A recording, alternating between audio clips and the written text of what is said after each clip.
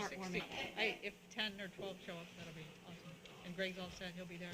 The rain looks like it's gonna be a little bit before, a little bit after. And then later, yeah. So, Oh, you I think gotta we're feel good. so good about it. Yeah, so we're getting lucky there. Mm-hmm. Yeah, so I'm excited about it. Yeah, Mm-hmm. it's gonna be a good Should day. be. Yeah, great, Mm-hmm. thanks, yeah. I'll be in touch on the other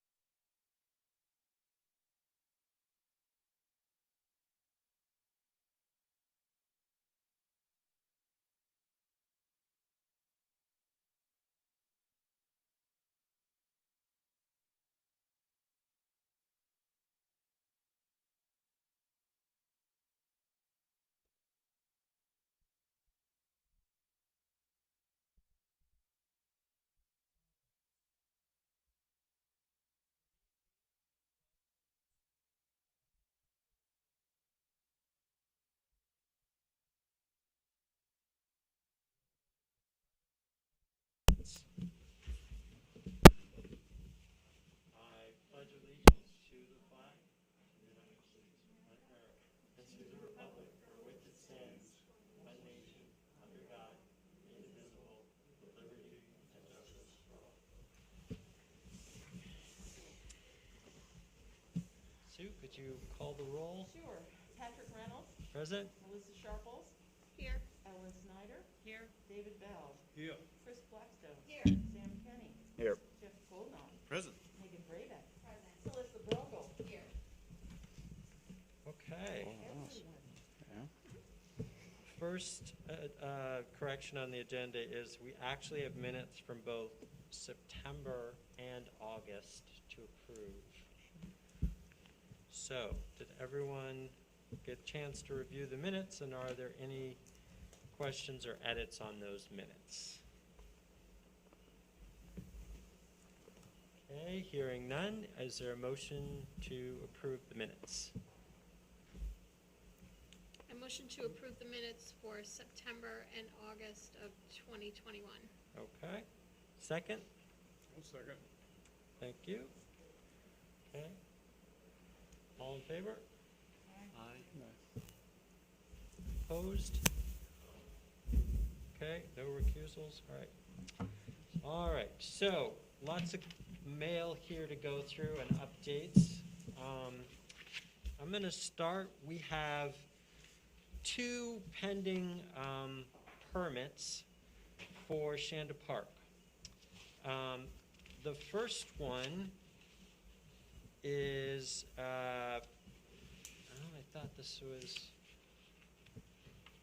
the one I was looking for. I have one, I don't see it here, but I have one from Newmarket Community Church for this Sunday to use the park. Let me just see, I thought it was here, but it's actually not the one I have. So let me just see if I can pull that up. The other permit request I have is from Jerry Collins to store the fish weir at Shanda Park. Typically it's stored between sort of where the town dock is and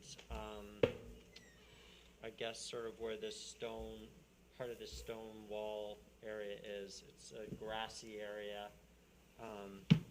And he would be storing it there from October to June. So, is there any questions about that? At the same time period, the same location, the same everything as we've done in the last couple of years. Yep, right? it's the same as all the previous years, but, we did go to having a permit because it is a use of the park, and we felt it was important to have it recorded as a permitted use, because people did have questions about it. So, is there any questions? Right now, the state is telling me that they expect to reopen the herring fishery, but they don't know for sure. So, there's always a possibility that it will remain closed and he won't be able to fish next year, but in the event that it reopens, he would then put it back out in the water. So, do I have a motion to approve this usage for Shanda Park? Wait, let's go back to the community church, and what's the time for that? I'm gonna look that one up. I'm gonna go ahead and stick with this one for now, because I have it right in front of me. I would move to accept or to approve the permission request for fishing where it's stored in the winter at Shanda Park. For the time period stated at Shanda. Yep, from basically shortly after this in October till June. Second. Okay, all in favor? Okay, any opposed? Okay, all right, second permit request from Newmarket Community Church is for Sunday, October 17th, from 8 a.m. to 1 p.m. This is this is including time to set up and break down. It's for a Sunday service. It's open to anyone who wants to attend. There's no requirements, there's no fees. It's just basically an outdoor service in the park. There's no money collected or dispersed or anything like that. So, do I have a motion to approve that permit?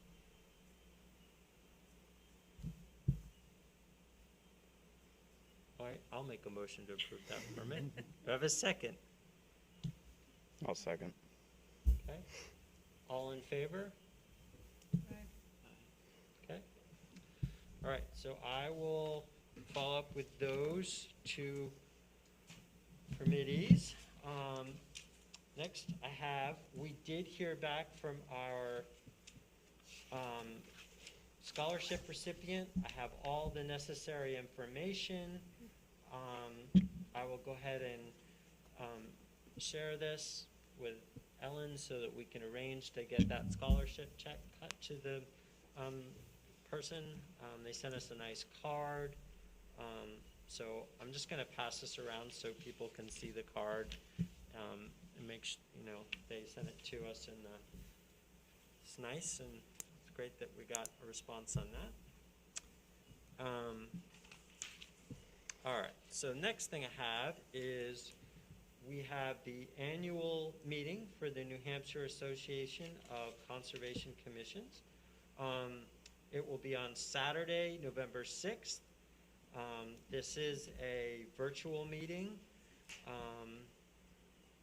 but it's very similar to previous meetings in that there'll be a speaker, there will be, opening remarks.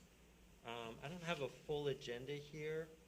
I'm going to defer to Chris. Is there anything else I'm missing there that's important to say as far as the content of the meeting? There will be, the guest speaker is the author of Nature Fix, who is coming back this year, deferred from last year's that didn't happen, or it was too slow in planning. Is it going to be virtual or online? So all the sponsorships for that author are in place, and you pick the sessions you want to attend, and then you're given a Zoom link for those sessions. So it's not like limited, like, only 14 people can fit in this room, but you do need to get a Zoom link to go to the various sessions that you pick. And will it be the same as before? If we register, we let you know, and then the reimbursement comes from the town? So every man for himself, but the reimbursement comes from the town, or how do you want to do that this year? Well, am I wrong? I thought they let us sort of get billed, that they would bill the town, and then we would send a check. But if you're interested in going, why don't we'll do that. We'll send me your name, and then I will follow up with them to see if we get it in advance, we can get Carol to send a check, and then that should take care of it, so people don't have to pay out of pocket. I'm guessing, since it's virtual, it's not like there's too many people attending or something like that, right? No, but the off-kilter part of it is you do need to say 9:30 to 10:30. I want to go to the bird watching. Right. Because then you get a Zoom link for that session. Right. So it's not like you can say, here's, these 4 people want to attend and batch pay for them. See what I mean? Oh, I see. Each person has to register. You need to But if register. you pay in advance, when the person goes to, could they then? I do believe you're jogging my memory, there's a little box that says bill me later, so I can register, and Yeah. then it says a check will be forthcoming, or whatever it says. Yeah. So why don't we try and do it that Do way? it that way, it'd be the best thing to do. So you get your own email me if you want to attend. I strongly urge people, if you have the time, it's on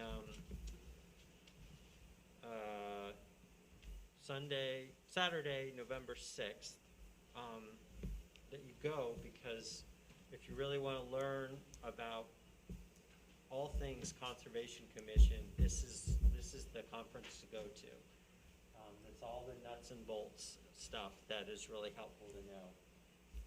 So it's open to anyone here who wants to attend. Just let me know, and I'll send this around if you want to make a note of what the website is or anything like that. Actually, I think I included something that's not related, but, What's the rate for, if you remember? I should know that by heart, and I don't, I'm sorry. If it's a game show, I'm putting some low money on $40 a person. Okay. Not the gambling town hall, sorry. One thing else about that organization, check the website, because there's free, open to members, lunch and learn webinars that are at noon, and some of those topics, every one of those topics is interesting. Some really pertain to some of the work. They've had lunch and learn webinars about controlled burns, what's involved in that, trail marking, what's involved in that, some of the legalities of easement monitoring, what's involved with that. So just look at that calendar, and those are free, but you need to register just in order to get the Zoom link. So check out that library of what's coming up. So currently, we don't have any pending permits or anything. We just have notices on things that have already been approved in the past. Couple things that I wanted to pass around too. One, the CELT newsletter has, as its cover story, an article about the purchase of the tract of land at the end of Neal Mill Road.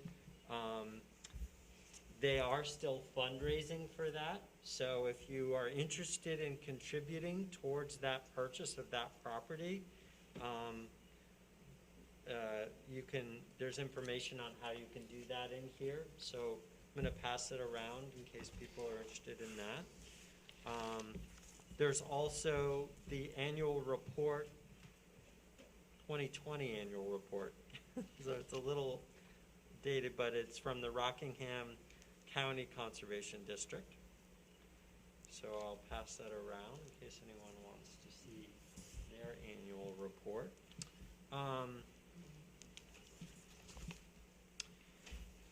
Okay.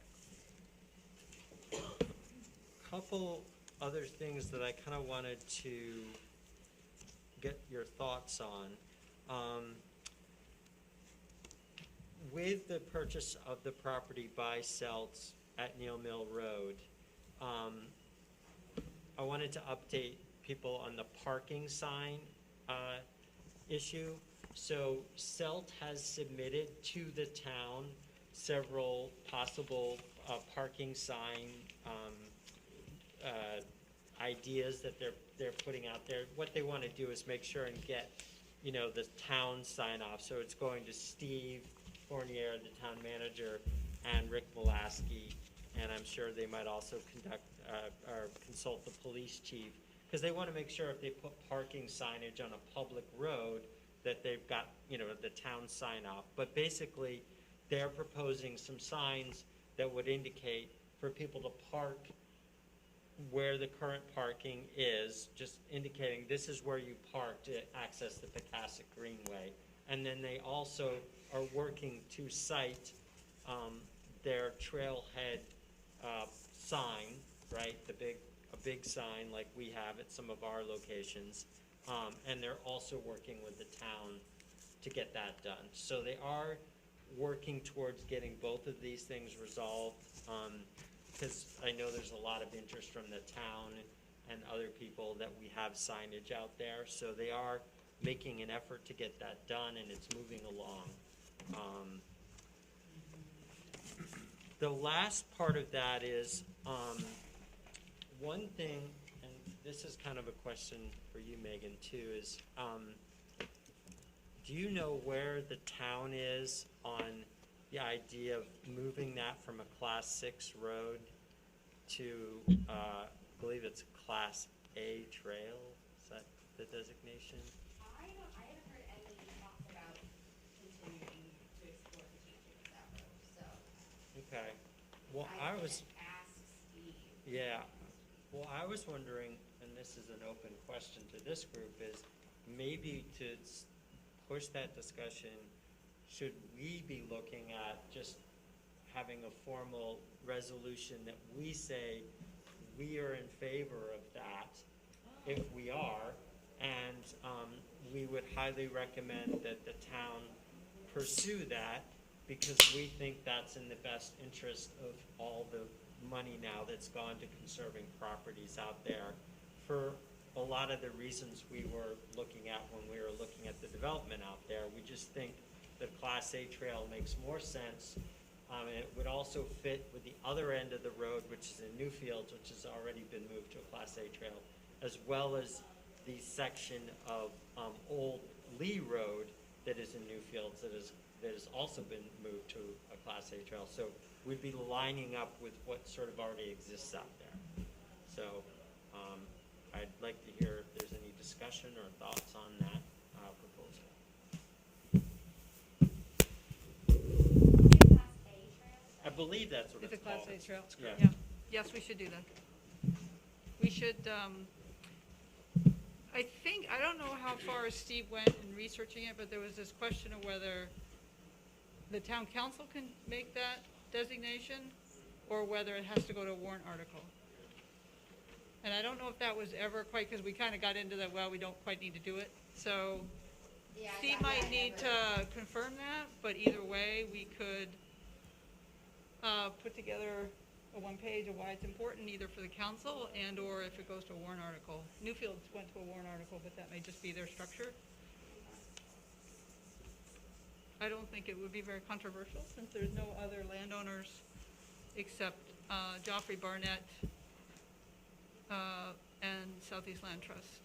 And we hold an easement on some of the land. And it wouldn't restrict the use of, like, the machinery required to maintain the field. So, like, if a tractor needed to go down there, they could take a tractor down there to mow the field. If Joffrey Barnett needed a tractor to move a log that he had taken down for firewood, he can use his tractor to do that. I did already ask that question, and was told that's still possible with a Class A trail. So it wouldn't restrict any permitted land uses that are in place down there as far as like working on the property or maintaining properties. Yeah, the big benefit is that in a Class 6 road, which is what it is now, the town is not allowed to put any money in, and you can't really get grants to improve the road or the trail. With a Class A trail, you can. The town could put money in to improve the trail. You could go for grants as a Class A trail. So it makes a lot of sense to go that route. We just need to know what the process is. Yeah. Yeah, I will bring that up at the next meeting and let folks know what they say. Okay. Do you think it would be helpful if we put that together, a one-page? Oh, I mean, absolutely, I think that, yeah, having all of these, points laid out for the council would certainly be helpful to members, because they don't necessarily know the distinction. I can do that. I already kind of have that. Okay, thanks, Ellen.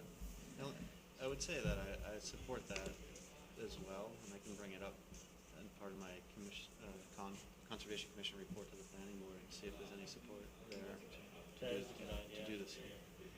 Ellen, if you don't mind sharing that Yeah, absolutely. letter Yeah. you have together. Yeah. Probably by next week, maybe. I'll have. Yeah.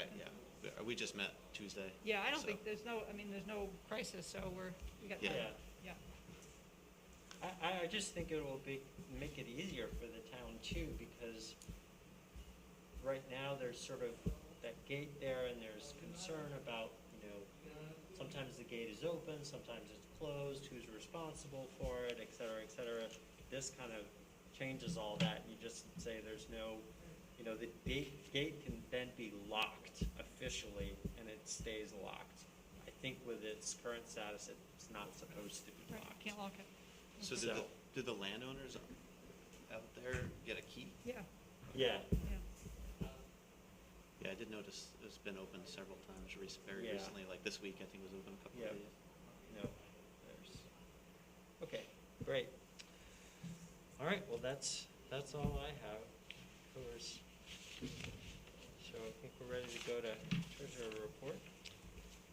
Okay, sorry, I didn't send you the reports. I had some computer problems, but I will forward them later. But a few things, so let me read off our balances. I can do it through the mask. Okay, so our conservation fund total balance, which includes the Shanda, is $167,208.33. The Shanda fund has been stable for quite some time at $4,764.46. So our sort of expendable money from the conservation fund is $162,443.87. But again, remember, we have some commitments, including the $75,000. So not counting some things we might do tonight, we basically have available $84,631.15. We did pay for, in September, we paid $2,500 to John Martin for the Heron Point Management Plan, and there's a hard copy, I think, with Wendy, which I need to get, but we're all set with that. And John completed the hazard tree work at Heron Point, so we paid him $1,500 for that. And we completed the 2 signs. Melissa and I worked on those for Wigan Farm, so the last 2 are up at Wigan Farm, and we paid for the printing of those $130. So that's the conservation fund. The general fund, I'm not going to provide a balance because we got billed for Sue's time, which we always do every month, but we got billed like, was it $523.63. So I looked at that and thought that seems a little high. So Sue and I have been back and forth. Carol's on vacation or away. So we think we got billed for, Sue takes notes for 4 boards, and I think we got billed for more than our share. So I will, once Carol's back, we'll get that squared away. And but what it did bring up in conversation with Sue is that she got a raise, yay, which is great, and she's got, with COVID hopefully going away at some point, she'll be doing some more filing and some other work. So we currently have as a line item from the general fund, we get $2,900 totally, and $2,000 is for part-time salary. And then $300 is under contracted services, which I think part of that goes to like SELT for monitoring the Hilton easement. Exactly. We have $400 under dues, subscriptions, $200 under supplies. So my thought is, in talking with Sue and Patrick earlier, is that perhaps we should try to request a little bit more from the general fund. And we're wondering, Megan, is the budget process, or is there, I don't know if anybody up here from the budget process, is it already too far down to ask for more for this next budget? No, I mean, I don't think it's past asking. We just got, I think today actually, emailed a copy of the proposed budget, and we're meeting next Saturday. Okay. From the current sites. So, let me see. Okay, so, Do you have, well, this is just, we can discuss, but we might want to increase the part-time salary from 2,000, because I think we went a little bit over last year, so we're really spending at that, a little bit above that level. We might want to go to 2,500 or 3,000, depending on whether, the folks in town will go for that. We're already close to 2,600. We're at the 20, yeah, so I think we're looking at 3,000 for part-time salary. Then the question is, for dues and subscriptions, we have $400 on that line item, but we just got, the NHACC annual subscription is $500. So I think last year it came out of our conservation fund. So it's just a matter, I don't really know, but this is a subscription or dues, and we're just talking about members going to the annual meeting. Let's say four or five people go, that's $200. Do we want that to come out of the general fund if that's indeed, if the town would support that, or do we just leave it as is and take the balance out of the conservation fund? Well, I would propose that we do ask for some assistance out of the general fund, certainly to cover Sue's salary, because that number hasn't moved up at all, and just to acknowledge her getting a raise and all the work she's done, I think that's fair. The other thing is, really, that association membership it provides 2 things for us. One, it's our training, and 2, it's kind of a free consultancy that we can call upon if we have questions. So, you know, the town is getting its money's worth out of that, I would say, and that we don't really have any other way to offer training to people, and we don't, like, if we have a question, they can help us without billing us. It's not like, otherwise we'd be going to the town lawyer or something like that. So I do think it's helpful. So I would lobby that we ask for all of that money. So if we have $500 and We said 200 or 200, so what I was thinking is 3,000 for part-time salary, keep the contracted at 300, because I think we're less than that for Cell. Increase subscriptions to 700 to cover the increase in ADJC annual subscription plus members going to workshops. Keep the supplies at 200, so that would bring us up $1,300 more to 4,200 instead of the 2,900 we have that we've been getting for a while.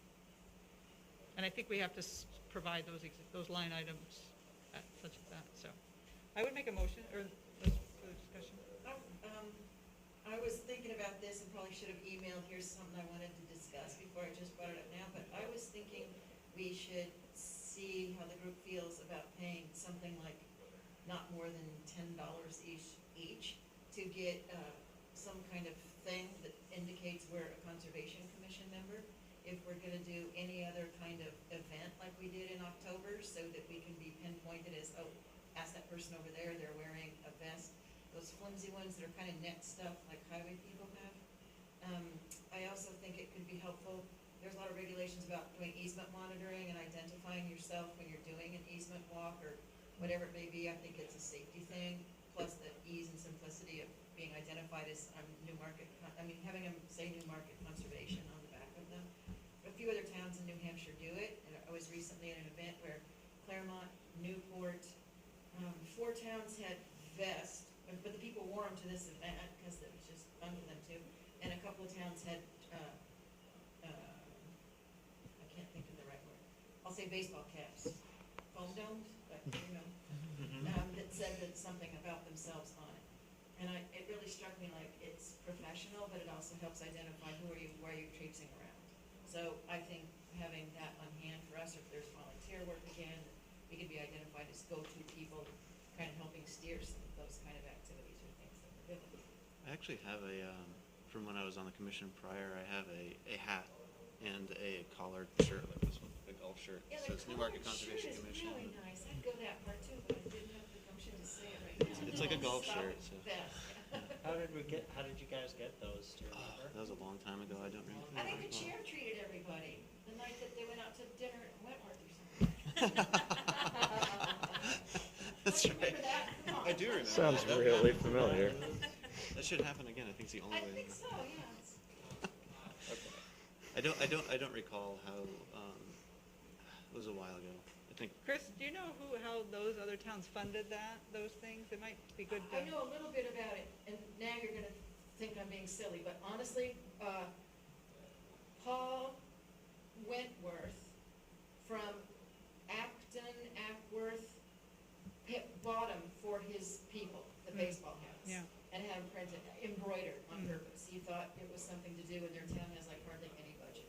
The vests were through the town, because the town viewed it as, you're volunteering, you're out there traipsing around, it's a safety issue, and so the town straight up did it for the 2 others that I spoke to. 2 I didn't speak to because there was a party and there was me, like, how did you do that? And it just felt kind of like I was too busy instead of festive. So I can only testify to the hat that Paul bought, and then the other 2 were from the town.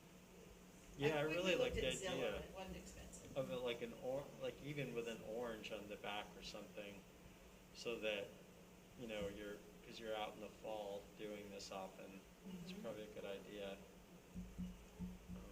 And now with us doing things through Nature Groupie, I mean, on the one hand, we can say, oh, everybody knows Ellen. Well, you're kind of different because you had a business doing this, but it's also nice to be able to be identified as a go-to or a point person for something. So with Nature Groupie, it's not obvious that everybody who volunteers through Nature Group is somebody that's from here and knows each other. You know, people come from lots of other places, so being able to be identified somehow, I think is professional and important.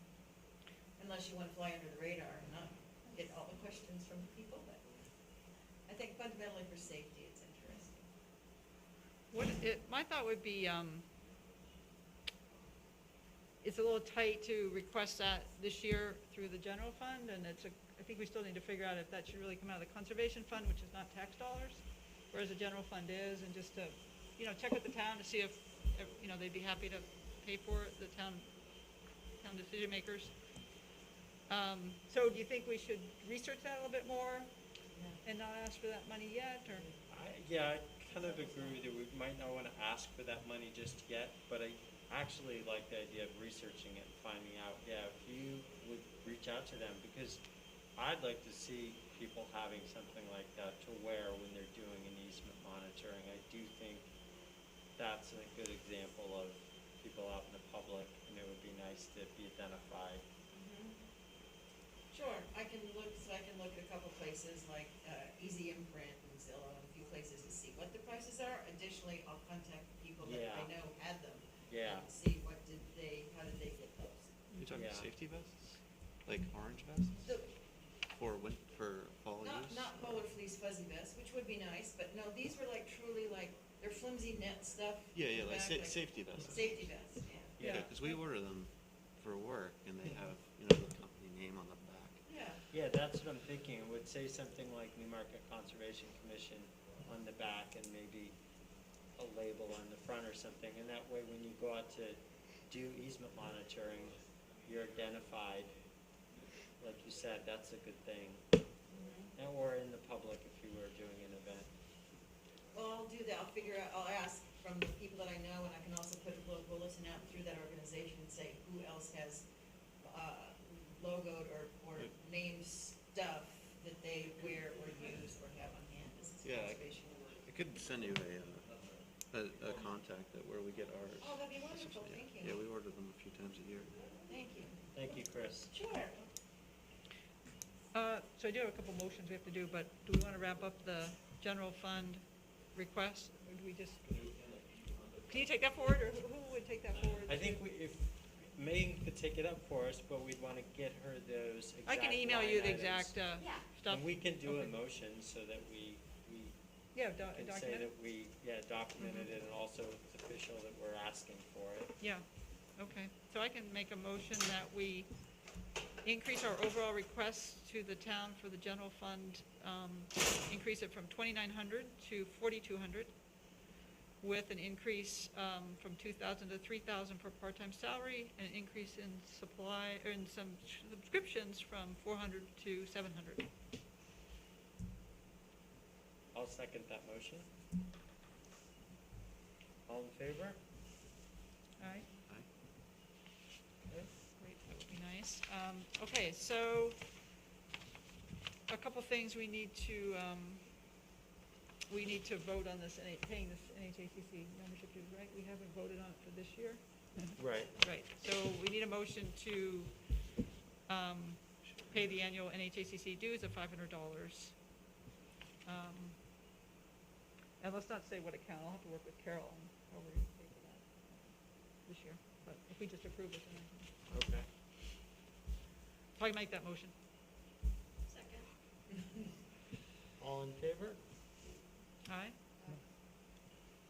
Okay.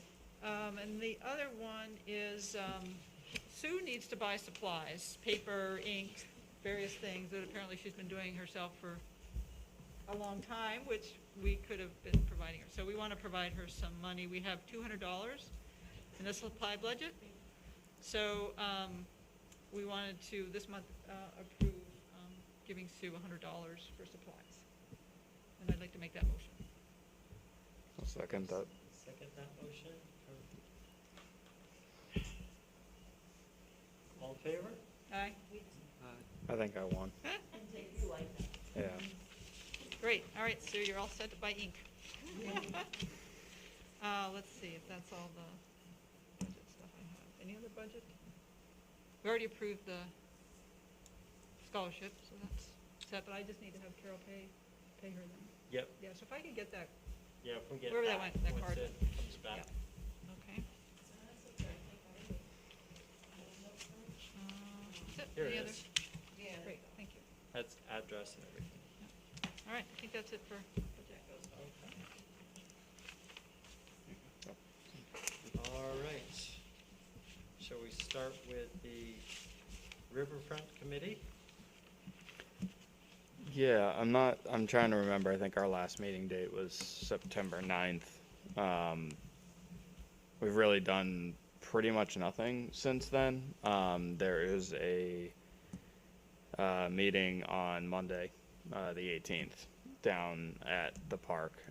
The DES and UNH design group will be returning to kind of take some more measurements, photos, thoughts on their end, but also kind of tip their hand at some of their initial thoughts for the space and what could be done and what they might pursue and better understand their constraints on using the space and altering the space.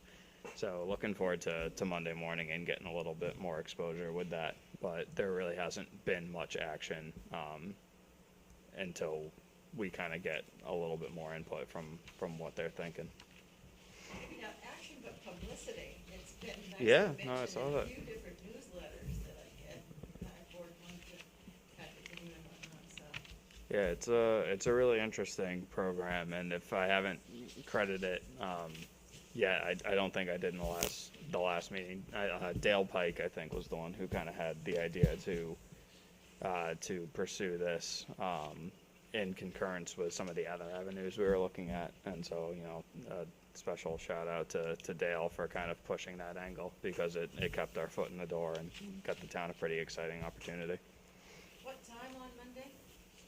The 18th?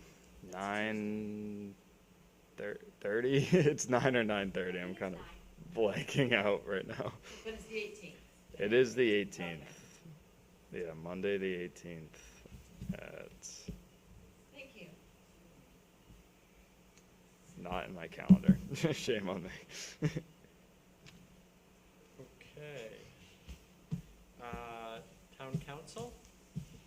We had a very quiet, brief meeting, last week, so I do not have any updates for you folks. That's okay.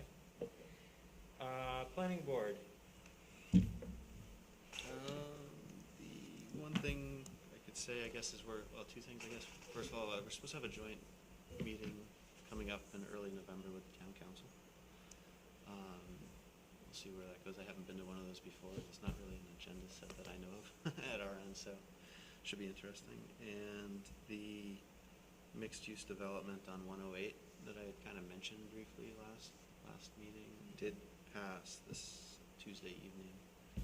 And the one item that I thought was interesting that, say, I was recused from the discussion, and I don't know a great deal about it, but if you would like to learn more, you should pull the plan sets on the planning board's agenda website. You can see all the packets that were submitted. That you had mentioned the water's got to go somewhere off that site at one of our meetings when I mentioned it, and so that was something that they worked on. With the end of Moonlight Brook being there and the passage underneath the railroad, was that they actually increased the size of the pipe leading off the site to make the water leave the site quicker during a heavy rain event, so that because the flooding happens later in the rain event, because it's almost at the outlet to the river, so they're trying to get the water that's close to the river through there before the water from upstream makes it there, which I thought was pretty interesting, because usually it's the opposite. You're thinking of retaining water on the site, slowing it down from leaving the site, but like I said, where they're so close to the ultimate outlet of Moonlight Brook, they're trying to get the water off the site and through the culvert before the rest of the water makes it down. Pretty interesting. But like I said, if you'd like to investigate it more, that's about the extent of what I know, and I hope I explained it relatively close to the intent. That was a multi-year permission, right? It's 4 years. Yeah. To be vested. Yeah. This is the site right on the other side of the railroad tracks, right? Basically, ours going south, Yes. 108. Yeah. Right on The other entrance to side. the Newmarket Business Park. Okay. Yeah, it's multi-year. uses, residential and business. It's interesting you mentioned Moonlight Brook. Moonlight Brook came up at the Lamprey River Advisory Committee because it's failed every water test that was administered to it this summer, Water quality. all the way up to the high school. Oh, wow. So while we know that the section right in the title section of Moonlight Brook, sort of below town there, right at Chinda Park, many people would suspect that that would fail because it's, had historic contamination, ducts, etc., runoff, urban runoff. But the fact that it failed behind the high school, to me, was kind of significant because I would not have expected that, but they found high bacterial counts up there, which to me indicates more than likely a septic system or something is leaking into that stream.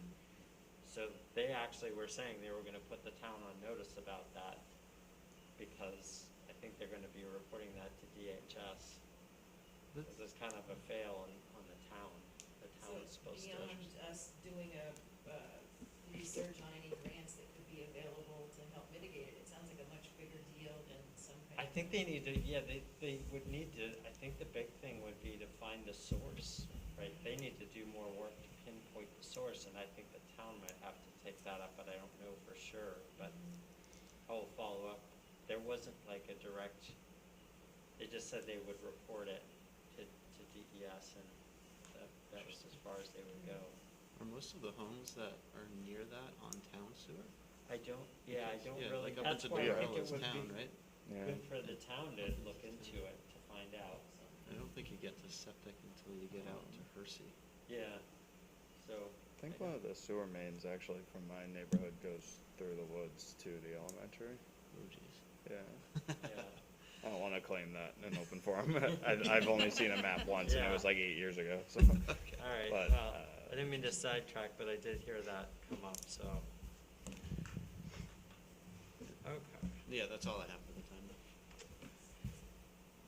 right, so, talking about Conservation Connections, which was a huge success, so big round of applause to all of the people that worked on that. Thank you so much for all your hard work. It was tremendous, I thought. And thank you to the rec department for working with us, and the library. That was, I heard so much, but I want to hear from other people. What's the feedback you're hearing? Well, we can all contribute some feedback, I think. I can do a little feedback backwards. So today, I did contact the library. I was curious. I told them this meeting was tonight, and I was curious how many people they knew might have taken the kids' scavenger hunt packets and be participating in that. 26 families. So I don't know the number of actual kids, but 26 families are involved in the month-long scavenger hunt, which is exciting. And the other side effect of that was the librarian told me that many adults had come and said, oh, we saw at the rec center you had tracking cards, or those manila stiff paper print things. Can we take those too? So the library's giving those to it. She said more than a handful, probably a dozen adults have asked for those cards. So that's a wonderful benefit or something that came from the day. And I called the Sunrise Sunset Center because they had a trail walk today. Then it was to Nail Mill Road by popular demand because enough people said that they couldn't stay longer, they didn't go on that trip, or there wasn't they didn't have that opportunity that day to come, but they said they wanted the Nail Mill walk because they had heard so much about that was a project over the years. So that was their walk today with the Sunrise people. And Kim, the director, told me she had driven the van on this day. She told me that an interesting thing was when they were on their walk, there were several cell people there that were able to talk to them at least 20 minutes, she said, about other aspects of the property and some of the things that were going on there. And she also said that she had been contacted by, first name escapes me, Tucker, Sarah Tucker? Sharon. Sharon, sorry. To just say, hey, I'm available, I could meet people another day, they want to talk and hear some of that kind of history about the property. So I think both of those things are significant developments. And I will say, with all the good, I think we have to take it from a good place, but the fact that we didn't all have each other's cell phone numbers is something we can work on and do differently next time. And the van trip was a big success, and it was the van dynamics that said, we just heard about Shopmeyer, can we do that last? We want to go see Neil Mill, we want to change the bus route. And that was a spur of the moment, spontaneous by popular demand, but it dried out the people that were there because you didn't have everybody's cell phone number. So I can say I did follow the bus after the Piscassic part of it and was able to fill in some things that I knew to be the case from Park and Rec and the kayaks and whatnot. So, so apologies for that, no but it worries. came from a good place. No worries at all. Thank you. I'm curious how close we were how close we missed it by. What time did you get there? About. Yeah, let's do that backwards. I think, how long did you stay? We got there, the bus got there at, like 12:15, 12:17. So close. Yeah. And we waited like 15 more minutes. But who knew? Yeah. You know? Who knew? And the people were fascinated by Heron Point, which I'll let you talk about, but the bus tour people, and you were on the bus tour, so Megan could address that, but people really enjoyed seeing that part of the path that was already completed. And I think that's really significant that those volunteers, several of them have gotten back in touch and said they loved it because all too often, volunteer projects are ongoing. So you do this little part and then somebody comes and finishes it, or you do this much and somebody does that much. It was Vinny Vinny Vici. They came, here's the pile of stuff, they distributed it, and they went home. So it's like a great novel or a great Greek tragedy with a beginning, middle, and end, you know. It was really, really special, I think, for people to have that sense of a full circle at that trail part. So I guess that's my part. And it was great to know that everybody brought expertise and past experience to make it be that successful. But Ellen can talk about certainly about Heron Point, and then Melissa, give us an update, if you don't mind, about all the social media side of it, and what else you learned from that endpoint. I will say, oh my God, sorry. The rec department has had questions back about can they have bird watching meetups, and the bird watch presenter has said he would do two things in the winter, so that people could hear another lecture and then go probably to Plum Island or Newburyport, somewhere where there's no good opportunities to see birds in the winter. So that was a good kind of a side effect that came out of it.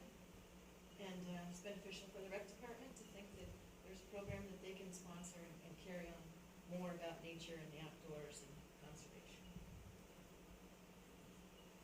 Yeah, great. I knew there was, we had like 2 or 3 or 4 signups through Nature Group E. But then a woman showed up. I got over there at 10. I forget what time I got over there, but I was there like 9:45. It was supposed to start at 10:30. Well, she showed up at 10, so she wanted to get right to work. She's Kathy. I can't remember her last name. She's in Newmarket. Great person. Really nice to meet her. So we got right to it. So we started moving gravel, and then people just kept filtering in. We ended up, I think, 10 people total. And we spread all the gravel out to the boardwalk and then did a little side one down toward the main trail. And we were going to put more gravel, but it was a volunteer, Bob, who's with the community church garden. You may know his. Bob Selke? I need to get his contact information because he said he would finish it by building a little ramp, which I was out there today, and he's done some board work there, and we'll probably do a little more gravel work tomorrow. But it was wonderful. People were really, it worked out just great. And I don't know if you've been out there, but before that, I had taken Rick Molaski out there because if you go out there, the driveway in and the parking lot all slope right to where the trailhead typically would go in. And so Rick and I talked about it, and so he had his crew before, just that week before, they excavated out an area about, 8 feet by 8 feet or something like that, down. I don't know how far down they went, but then they put really big rock. So the idea is right there that the water will come in and get slowed down and a little bit absorbed into that big rock, riprap kind of stuff. And so then we made the trail to the right of that. So you go in, you go right by the kiosk, and then you curve around out to the platform. And then there's another, and I knew that with the rain and people walking on it, we'd probably have to do a little bit of fixing up, so we'll probably do a little bit of that tomorrow as part of our trail workday. But while we're there, the neighbor who lives on Bay Road, he abuts the property in the woods. I have his name, actually. People may know him. John Steer. He lives on Bay On Road. Bay Road. So he owns all the woods. Yeah, he that abuts. owns, Seven Rivers. No, not Peter. Not Peter. No, this guy owns all the land in the woods that abuts Heron Point down to the river. Anyway, he has a tractor, and he offered to help move more gravel if we needed to. Which we will at some point, but I don't think we're gonna do that tomorrow. But anyway, that was a nice contact. And, yeah, so we had a good day. We wrapped up about 12:15. And I'll talk more about tomorrow later, I think, right? Yeah. We had a nice showing at Piscasset-Loisel. We were out there for, I want to say, maybe an hour and a half, 2 hours. The bus came. They were really excited to, we walked through the field and probably about 50 yards into the woods just to take a look at, so they could see inside and what it was. I think a lot of people are surprised about the site itself because it sort of hides in plain sight. You drive by it every day and don't even realize it's there. We had one of the guys who was there, Rob Sylvan, thank you, Rob, gave us a little tutorial about all of the birdhouses that were out there, and showed us, the nests that were in there, and we talked about cleaning those out and things like that, so, that was a pretty successful trip. Yeah, talking about him reminds me, I know of 5 people that got their own cars and followed the map. So that was another side spin-off thing Yeah. that came of people being aware of it. Yep. And special shout out to Melissa, because I think different ones of us had certain tasks, and it was Melissa, and I know in sports there's a title for what your job was, and I don't know that word, but you really did it well, which is, you just went and fixed things. Like, that hockey guy knows it's going over here, I'm gonna distract this guy over there, like, you really did a good job saying, we need a sign here, we need to put this here, I'm gonna pick up the buns and put the napkin over them there. I mean, just knowing that somebody was there with your background and experiences to just say, here's this thing that we hadn't talked about, or this thing that we hadn't planned, so. Thank you. You saw a lot of things that. Years of learning through mistakes. Well, it was all good for Saturday, Yeah. so. The clutch player. Yeah, it's how my brain works too, like, and this is not a reflection of the event, because I think it went really, really well, but like, just even later that day, I was like, oh, we could do this differently, or we could do this better next year, and it could be even bigger, and, but it was a really good event, and I had a lot of fun, and, I learned things too, because I'm new to the commission, so it was great. Well, maybe think about revving up the photography event again, because enough people were out there asking questions about pictures and talking about pictures, so. When you were talking about, volunteer Bob, I thought, or Dan, whoever it was. Bob, yeah, with Bob, yeah. I was just thinking, wouldn't you like to have below my name his stickers right there with a Sharpie so that all your volunteers have a name? Yeah, yeah, That's that would the be kind of thing that helpful. I could get those out. We Okay. had them at Yeah. the rec center, Yeah. right? But you didn't Yeah, but I didn't have them at the workday. Just, yeah. Yeah, I didn't have them at the workday. Yeah. Yeah, that would be nice. Good idea. I was just gonna say something really quick. It was a fantastic event, and I think that it was done really well, and Yep. I enjoyed your presentation quite a bit, Oh, that's Chris. heartwarming. Thank And you. I thought Richie Shelton did a fine job of giving people some pretty in-depth information about He Shannon did. Park.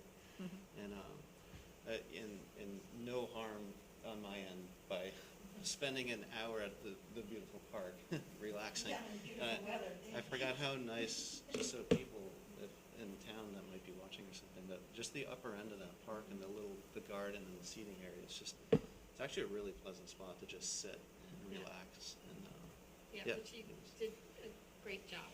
Mhm. Both Yeah. with that and the presentation. Thank you, Yeah. Richie. it was very nice. Yeah, and thank you, Richie and Dennis, for going out there and hanging out with me and keeping me company and telling me some more stories. And We it's do very, have some very ideas nice. rolling in about 2.0. I know that there were people that were asking about more involvement with kayaks. Could there be a kayak tour? Could there be kayak demonstrations or whatnot? And I had a couple of other ideas that people have brought forward about, next year could you do this and such, so. How is the kayak assist mechanism working out there? Is it working or is it not working? It's been revamped and revisited, and that's part of Northwest Passage. Am I doing that right? Northeast Passage. Yeah. Yeah, I was looking at the numbers wrong, right? So that's part of their work. I think it's been worked on since it was reported as not working accurately. Okay. But I know that over the years since it was installed, it has had different things about it that were different. What we saw on Saturday was really, it's fixed. Okay, it is fixed again. I mean, fixed, like, I don't mean fixed like a parrot, I mean, it's like a, Rigid. it's rigid. Yeah, that's what I just heard from some older people using it, that they had tried to use it and they couldn't use it effectively because Right. it wasn't Oh, properly now it's perfectly working. rigid. But I know it's kind of a high-end thing, so it's like, that's why we're glad the town is running. Yes. I think it would be a lot of work to maintain, so. Yeah, my daughter also enjoyed the scavenger hunt from the Oh, library. good. So it was Good. fantastic. So she went Oh, that's around cute. all the sites the other day. Great, great. All right, well, good. Well, we'll look forward to 2.0 or return of photography or other ideas. So coming back to the Pecassac Loisel tree work refers to one pine tree that is in, I'm just gonna call it in the Trotter Park neighborhood that is on the boundary line, literally, growing up through the stone wall, which is, I believe, the boundary line in that part of Pecassac Loisel. And it's too big, the town cannot assist us on this. I consulted with them, they came out and looked at it, they cannot do it. If we were to undertake it, it would probably be on the order of at least $1,000 just to fell the tree, because it's a bigger pine tree. But chances are it could or could not fall. I mean, I'm not really, that's always a hard judgment to make on a tree.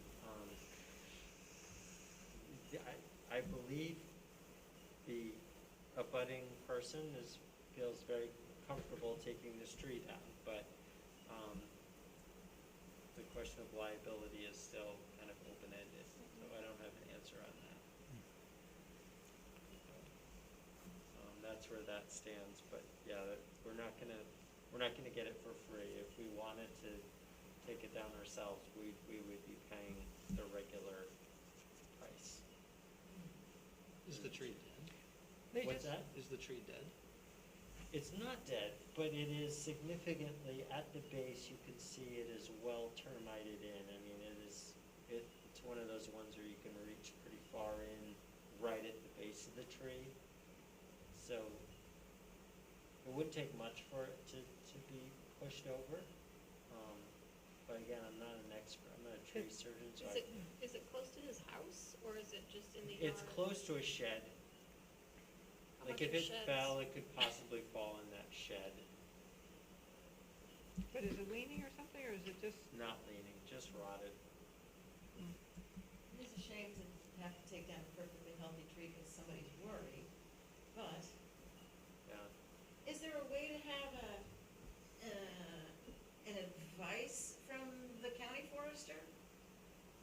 Not We price could. about taking it down, but saying, I mean, some things look horrific, but in fact, there's enough else around it that it's not in imminent danger, or? I Yeah, could, it's not a bad I don't idea. know if I could ask him, Greg, or I I could ask John Roy of Orion Tree Service, who I know pretty well. He might be willing to look at it and You give an might be willing estimate. to look at it? Yeah, and say, I know oh, it's John's fine, you good. don't need to cut it down, or, Yeah. yeah, this would be $500, or. Yeah, that's what I was thinking of, because Yeah. I've worked with him before, Yeah. and he's pretty good. Yeah, I mean, I think he would be on the lower end. I was thinking it could be, it's just so big, and that's what I mean, even if it's a chop and drop, but it Yeah. still might require some, I don't know. this is a different tree than the one we talked about before? No, this is the same one. one. It just took me a while to get, Figure out what it was. I wanted to go through all the steps of making sure the town went and looked at it, because they offered to do that, and so then Mhm. that's why it's taken a second meeting to get to it, really. Even just identifying what's caused the damage could be helpful. It's not a matter of crystal ball saying, is this gonna stand up for 3 years Yeah. or fall apart, but just being able to say, the prognosis for this type of pest is thus and such could be helpful. I mean, they just look like sort of the standard carpenter, termite ants, whatever you wanna call them, that you see in pine trees. I mean, Yeah. I've had one on my property that had the same thing, and then it wasn't as big as this, but when I cut it down, it's hollow all the way, three-quarters of the way up through the tree, but on the outside, it looked relatively healthy. But you can kinda tell when the woodpeckers start pecking in and putting the holes up various heights of the tree, that the tree's probably gonna fall. It's just- tasty, the whole bottom and top. Patrick, is it one big trunk, or is it multi? No, it's one big trunk, Yeah, it's that- not those are it's pretty not like stable. Those are pretty stable. Yeah, trees. so, and maybe that's all it takes, maybe even if we were just paying for John's time to come and do that, He might be willing to just look at it. yeah, Okay. it might, that might be enough where we could say, hey, we had it evaluated and there's no Yeah. imminent risk. What's the access, the best access to it? I would send the address to him, I don't wanna, Yeah, I'd probably go out there with him. okay, I'll send it to you. Yeah, okay. Do you want me to call him, or do you want? I'll include you in the correspondence, Okay. how's that sound? Yeah. Okay. All right, thank you, Ellen. While you guys were out at Picasset Loisel, you identified two issues. One, which you already discussed, was cleaning out the bird houses. So I guess there should be cleaned out every year. I believe those bird houses were put up by Boy Scouts, does that sound right? Yep, I believe so. Yeah. Years ago, Years ago? many years ago. I'm pretty sure it was, but we used to clean them out every year. I could reach out to the Boy Scouts and ask them if that's something they want to do. As far as, it was originally a Boy Scout project, and then I could reach out to the Scoutmaster and say, are you interested in? Yeah, we're in- looking for a project. Yeah, Be good. just, it would probably be, they'd probably get it all done in an hour. The split rail fence is also in disrepair. Yeah, there were a few And falls issues over. that we talked about, with the abutter, Mr. Loizzo. Hello. It's- Yeah, The fence, is missing probably a handful of rails, and every time they fall, he's basically just created a pile, in the parking lot. The whole front, as you drive in, that you're facing, that up against the field, is gone. right. So, yeah. He's just wondering, if we're gonna do anything about that, if so, what and when. Right. 'Cause he's basically just in cleanup mode, he feels. So, and he's also handling the mowing of the area around the parking lot, as well as the path that goes through the field. And I guess the town had been doing it, but stopped at one point. And so he took it upon himself to maintain it, and is wondering if we could get the town back on that. Okay. And then he did put up signage in his own yard, to basically make, the people that are coming in there aware of what's going on as far as hunting seasons, in the calendar there. And just mention that, he just mentioned it really, in case we wanted to do it somewhere at the other properties. But it was basically just a list, off of the, state website of hunting dates. Yeah, I mean, I think we do have something in the kiosk about hunting too, just generally. That, Yep. you know, hunting is allowed on the property, but we don't specific, I think you're talking about like a little orange sign that's from. Yeah, Fish and he's Game. got something like right Yeah. up in his own yard on the other side of the fence. Well, that's right, had opening dates and that kind of thing. Yeah, What- yeah. What kind of thing is what kind of day this Yep. is. He's put that out there for many years. He used to put it right at the trail entrance, Yeah. and then he moved it over. Yep. But the big things really were the fence and the mowing that we, Well, I will follow up with Rick about the mowing. okay. I would hope they would be willing to do that, but I'll check. I don't know what other people think about the split rail fence, if you've been out there to see the split rail fence. I know Jeff knows the split rail fence pretty well, because it's been repaired multiple times, and it's just, the upkeep of that fence, in my mind, I don't know. I would be more in favor of looking at doing something different. Like, a split rail fence looks really nice, but it's kind of high maintenance, and it's not, in my opinion, the best way for us to go, because it kind of requires us to constantly fix it all the time, where, you know, maybe a more permanent but less, you know, high maintenance kind of thing, whether it was some granite markers with no fence between them, but just to delineate the space, might be something that we could look at. It would cost money actually, but I just think it would be long-term, it would require less work. And it's not unattractive, I think they look okay, but Mhm. it's not a split rail fence either, which it does look really nice, it's constantly falling over. It's constantly, it gets knocked over every year when it gets plowed, Yeah.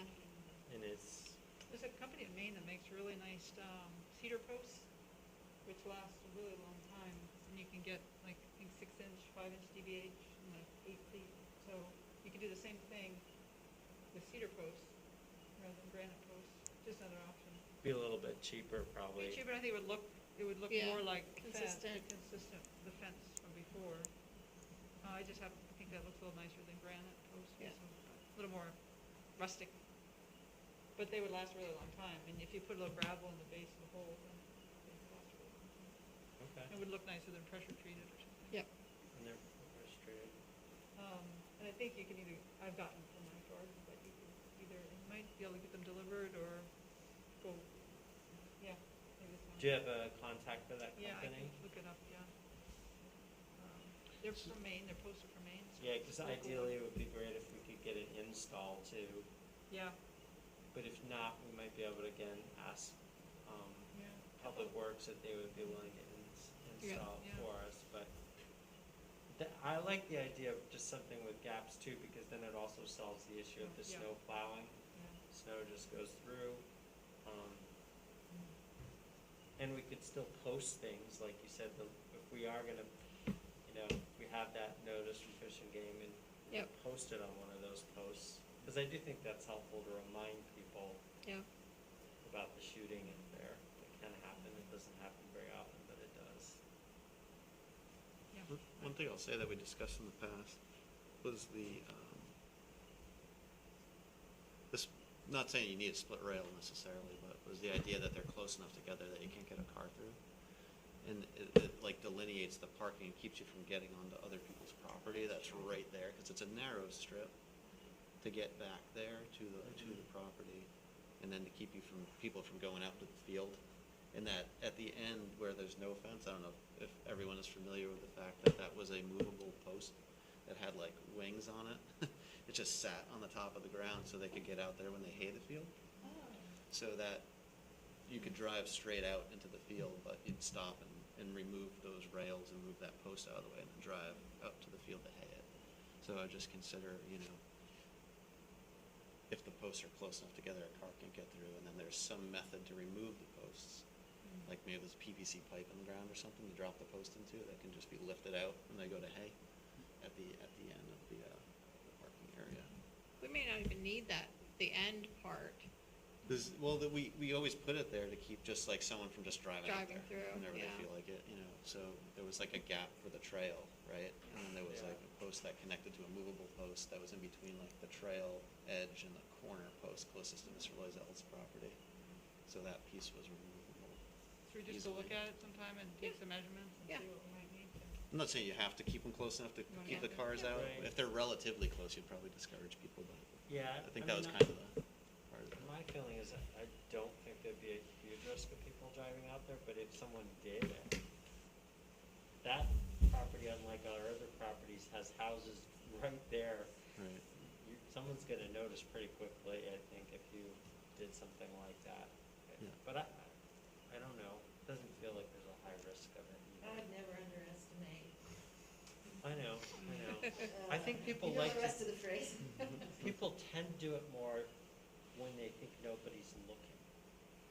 You know, Do we? that's where we have the most trouble is where, like at Wigan Farm, oh, I can get on the back side of there and nobody can see what I'm doing over there or something like that.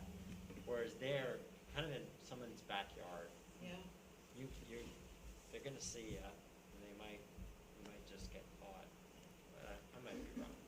Well, we're on the topic of that piece of property. In my big wish list, I'd love to see some other signage for it. You mean on the street? Yeah, on the street side, just to even let people know, like, here's the best kept secret in plain sight or whatever.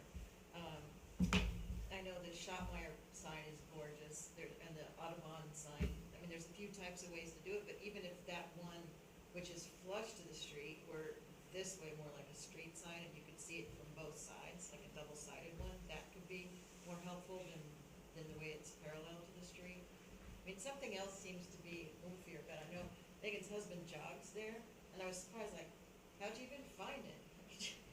You know, how did you go running here and whatnot? So, I don't know, I think it deserves a different kind of sign. And maybe the neighbors would think it's okay this way, but by the same token, it is such a treasure. I think we were lucky the day, October 2nd, because Melissa put out a sign that was a poster board. It's, you know, it was like, hey, here's this property. Except for the guy who thought it was a yard A sale yard sign and sale blew right sign. by it to turn around and come back. Yeah. Yeah, I mean, I think that it would be nice to see at least converted to the same kind of sign that we've kind of gone to across town. Yeah. The blue signs that you're seeing Yeah, the blue for sign. everything else. Mhm. It would be nice to update that one. That one's been knocked over a few times.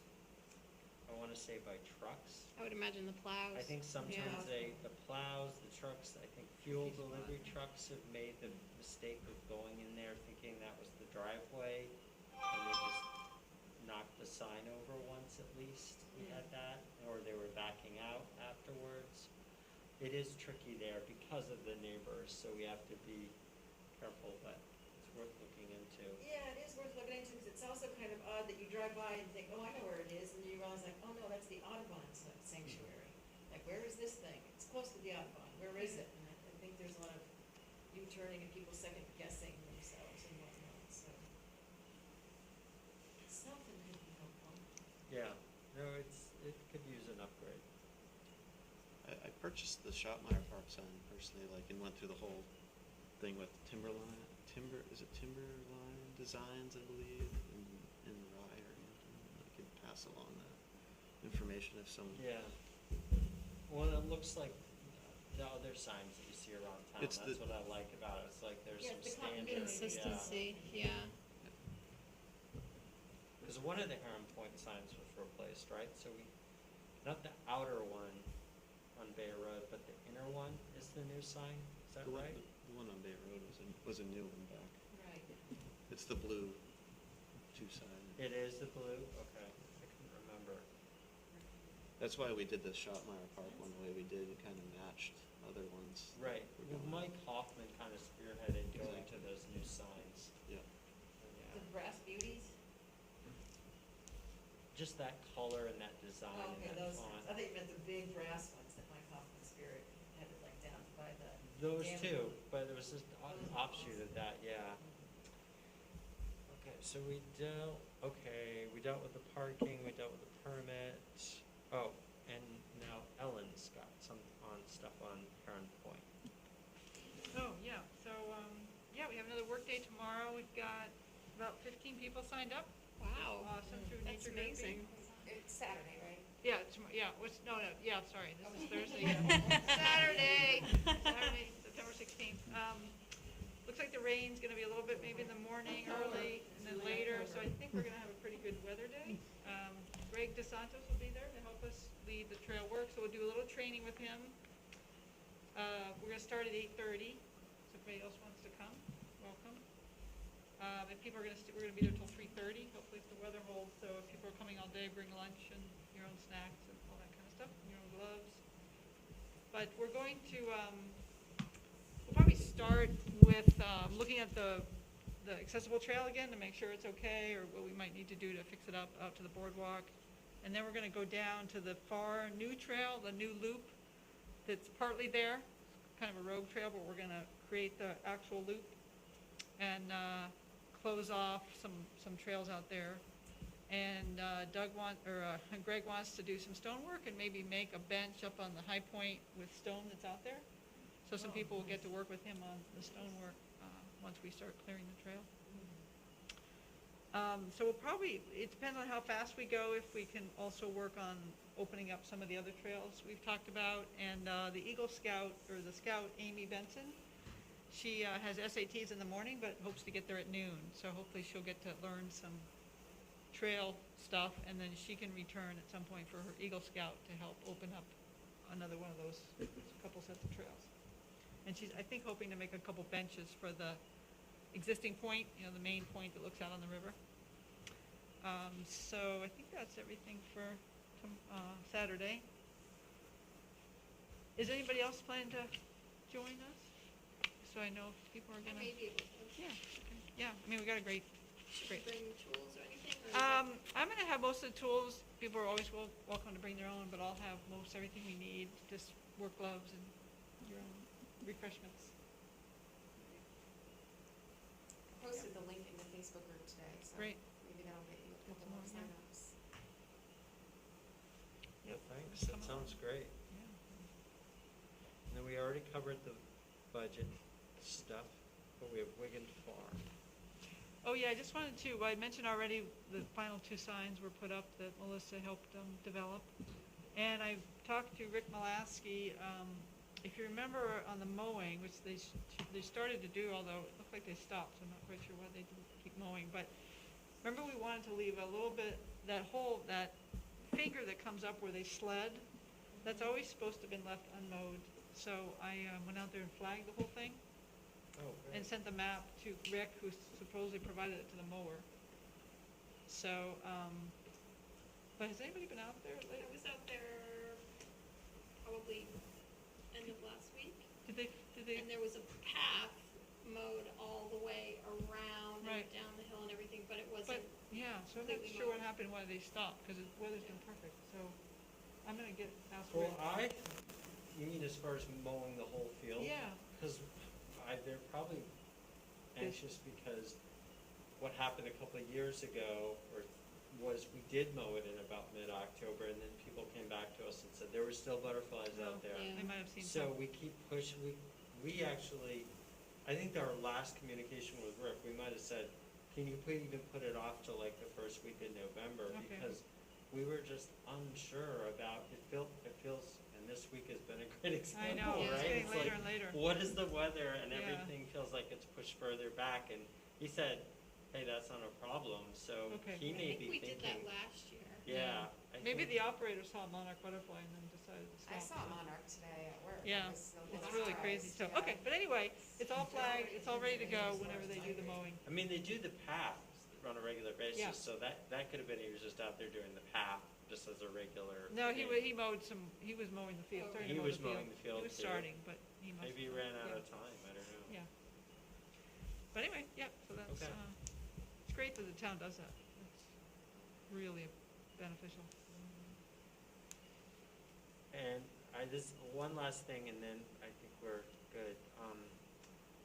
unfortunately, I saw today that, one of the pollinator groups, regional pollinator groups, has made an application to Fish and Wildlife, U.S. Wildlife Service for New Hampshire is one of 8 states in the country that has been identified as having little or no bumblebee population at this point.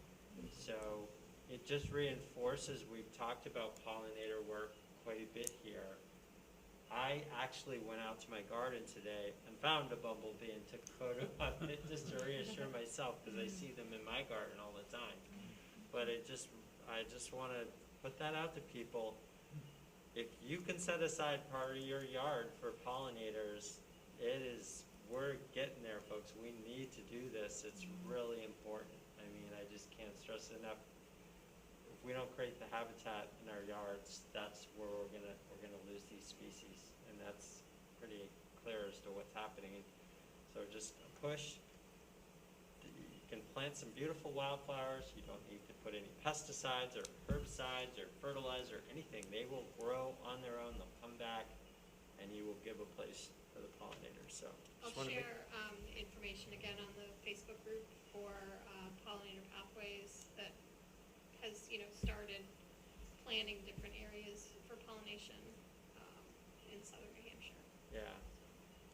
But yeah, that I would was, also encourage people to look at, I can send you the information of Doug Tallamy's Homegrown National Parks. Yeah. Because that, you can see where in Rockingham County people have registered their homes, so it's kind of fun to see where else. It's fun if you're out on errands to realize like, oh, that's one of those houses. It's kind of fun. Newmarket Rec Center just learned they've got a mini grant from Fish and Game to put in pollinator gardens in back of the rec center. So we're working with Heidi Molman and Fish and Game about those plantings. great. Which will That's be cool. still this year, yeah. That's yeah. good. That's good. All right. Well, if there's nothing else, then is there a motion to adjourn?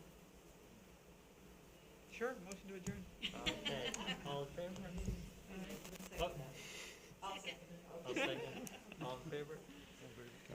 I will say a fun thing about October 2nd was I had never actually seen David Bell, even though I usually sit by him. Hide behind the So all of a mask, sudden, right? I walked up to this gas tank and I knew Melissa was like, huh, well, I'll be darned, look at that.